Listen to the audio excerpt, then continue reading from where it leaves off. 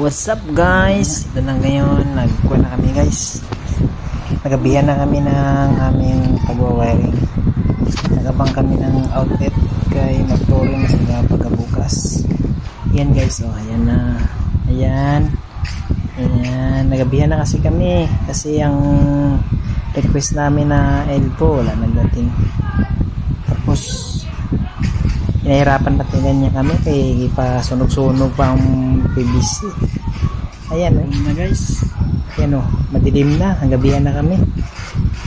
Madali sana natapos ito, may kulang kaso wala eh. Ayan na o, medyo madilim na rin o. Ayan, tapos na rin kami dito guys. Ayan, bakal na sila. Tapos ayan, kami na rin nagplaster ng mga utility box para gisemento na lang namin para okay na. Kaya kung sila pa wala na, madelay na yung trabaho namin guys.